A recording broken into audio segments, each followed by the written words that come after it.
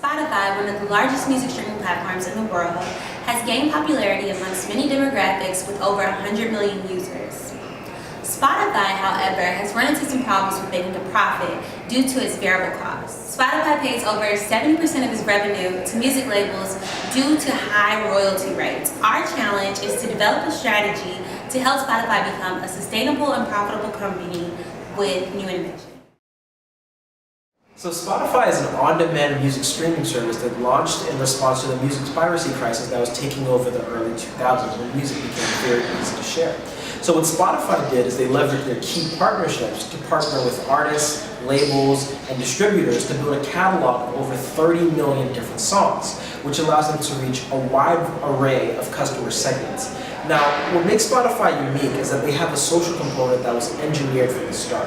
And this really allows them to deepen their customer relationships by allowing fans and music junkies to really build community around the music and around the artist, which was completely unprecedented at the time. And to further that social component, Spotify introduced playlists. And the playlists like Rap Caviar and others really focus on their music creation abilities, which was something that's very unique to Spotify. It gets tons of engagement on a very regular basis, and that's something that customers really look to Spotify for. And then finally, Spotify is the only truly free music streaming service. When you look to the competitors like SoundCloud or YouTube, they don't offer you the access to high-end artists, or you can't take it on the go with you without having to pay an upfront cost. If you look to other competitors like Pandora, they don't really offer an on-demand option. And then if you look to the paid competitors like Apple Music and Tidal, you have to pay from the jump. And so Spotify really comes in and feels a real need in the marketplace for those who want great music but aren't ready to start paying yet.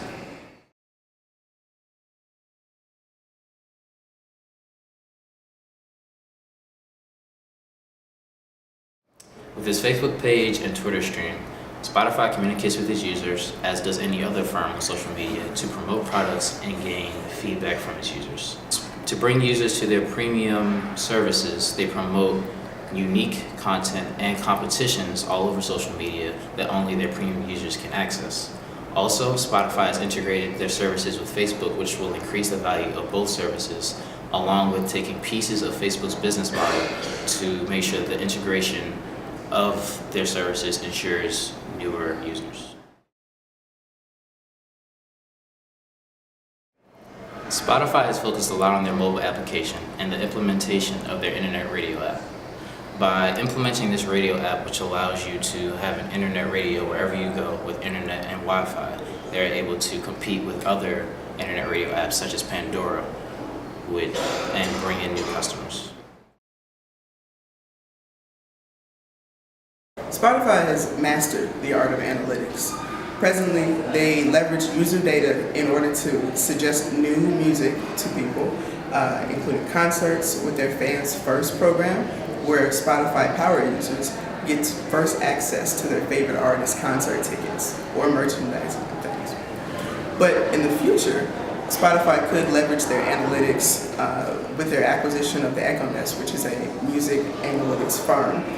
They could leverage that in order to spot music trends and find artists before they gain popularity with new songs and build that relationship before record labels can contact them.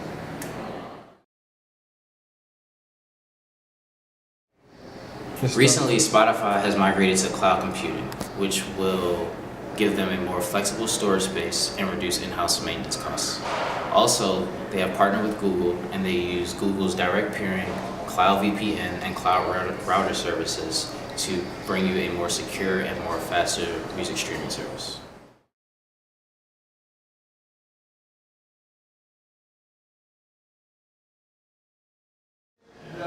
Spotify's strengths include social integration with Facebook for their users, expansive catalog, and being able to leverage their data in order to create tailored content for their users, including concerts and playlists. But their weaknesses include their high royalty cost, and only a small amount of the royalties actually make it to the artists, leading to tense relationships with artists. And while Apple's streaming service is available in over 100 countries, Spotify is only available in 60. Some of the key opportunities that Spotify could be utilizing is the ability to incorporate vertical integration, capitalizing off of the 60 million free tier users, expansion into live music streaming and live interviews with artists, strategic partnership with artists, extension of its current music library, and sponsorship of live music festivals and concerts. Threats of Spotify are other music streaming services such as Pandora and Apple Music. Apple Music also allows users to choose between a large selection of music. But Apple Music also can afford to pay artists for their streaming in the long run larger profits per stream, which ultimately could lead to Spotify losing licensing deals for certain content with artists. Apple Music is a major threat to Spotify because of the sheer volume of people who buy iPhones every year. The iPhone already comes with Apple Music and is an easy gateway for users into the service. Apple Music also has exclusive content that Spotify does not get to have. The market for music streaming is relatively new, and this is a new model for artists to make money from selling their music. In the past, artists would sell CD after CD and reap larger profits because of the lack of the middleman that is Spotify today. Users aren't willing to pay full price for music just to listen to it one time. And so this is a major inhibitor for Spotify in the future.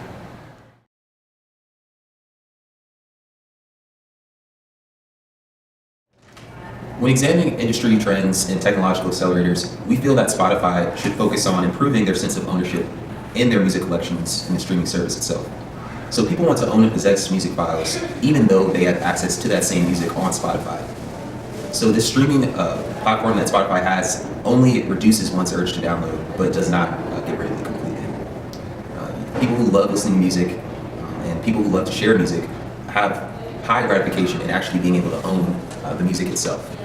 So when we talk about enhancing the digital collection experience, we want to look at how the files are freely managed and able to be manipulated.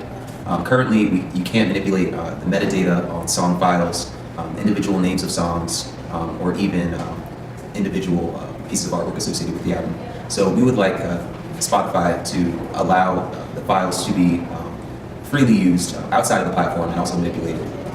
Secondly, files should be able to be shared off of the platform of Spotify.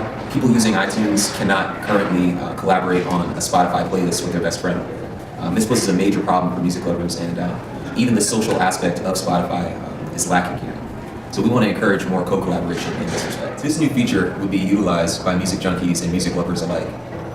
There's potential here for Spotify to explore a new target market and ultimately build up more revenue, which ultimately would help the company's profitability in the long run. The threats of Spotify are other music streaming services such as Pandora and Apple Play.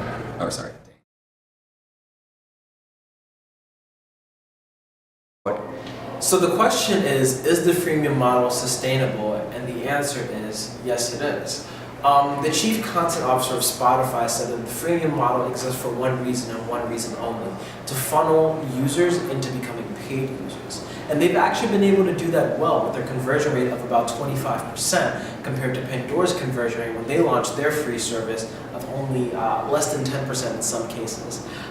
So the issue is not whether or not it's sustainable, it's whether or not they're monetizing quickly enough.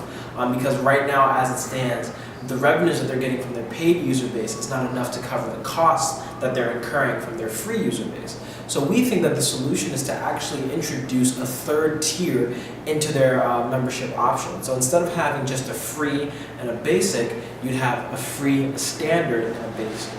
And the standard would actually be the same exact thing as what the free model is now, but we'd be charging users 99 cents a month, right? And then on top of that, we create a new free version, which would essentially be a Pandora competitor that will convert the users' libraries into a series of radio stations and give them access to some basic playlists. The benefit of this model is that with the Pandora conversion for our new free product, we'd be able to save on royalty costs of up to 50%. by renegotiating the contract, since you won't have on-demand play available to you now. And then with this new user base, with this new plan, we'd be able to get a lot of users on board because the cost is so low, it's almost insignificant.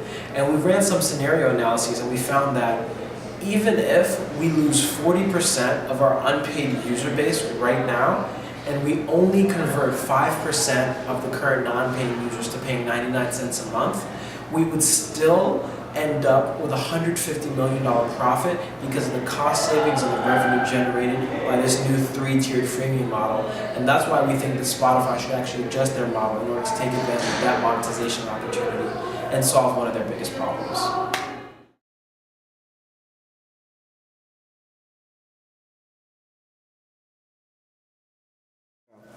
As for mentioned, Spotify's biggest issue is its high royalty rates that it pays out to labels. We recommend that Spotify cut out the middleman and begin creating original content. Similar to Netflix, we recommend that Spotify incorporates vertical integration by creating an in-house record label and management company. This will decrease Spotify's cost of business significantly. The reason we think that this is a really feasible idea is because the role of record labels has changed drastically over the years. Now, record labels really only serve the function of amplifying the artist's voice so they can get their content to as many people as possible and so that they can also effectively build their brand. This includes things like creating marketing materials, leveraging their key partnerships with radio and other media outlets, doing press releases, having a PR team, and investing into the artist project. These are all things that Spotify can actually do effectively, whether it's in-house, using their own resources of people who are experienced in the music industry, or whether it's going out and actually acquiring a small indie or mid-sized record label company so they can already have a payroll of artists who are on board and really create momentum for the Spotify management program. We think that this is a really effective idea, and if our recommendations about the freemium business model are implemented, we could use the profits generated from that to fund the initial startup costs, and that way we can recoup the benefit of our investment over the long run. Although there will be a lot of startup costs around investing, maybe acquiring a record label or finding new artists and helping them promote, the long-term benefits of saving almost 70 to 80% on what Spotify is paying for their revenue as far as royalties goes can be a huge impact. And that's even whether they're working with a small number of big artists or a large number of small artists.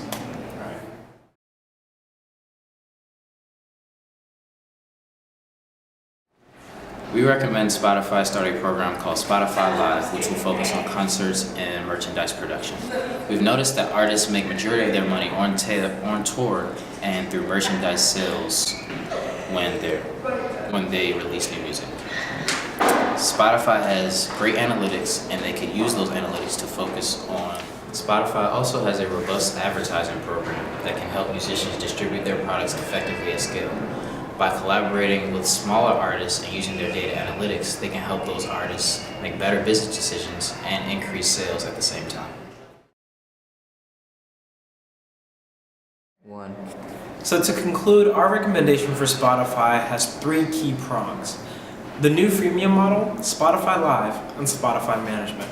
With the new freemium model, we'd be adjusting Spotify's current revenue structure to allow them to charge 99 cents on the dollar for the current access that users have now, while introducing a new free model that would be Pandora compatible. This will allow Spotify to save up to 40% on costs and also recoup a lot of revenue on this new subscription side, even if they were to only convert a small amount of users.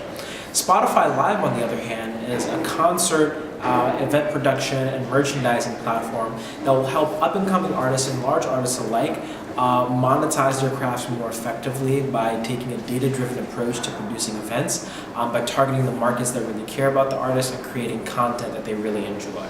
And finally, Spotify Management is something that we suggest that Spotify focuses on in the future. Because of the fact that the way the music industry is changing, it seems like the record labels are the biggest person in the way of innovation.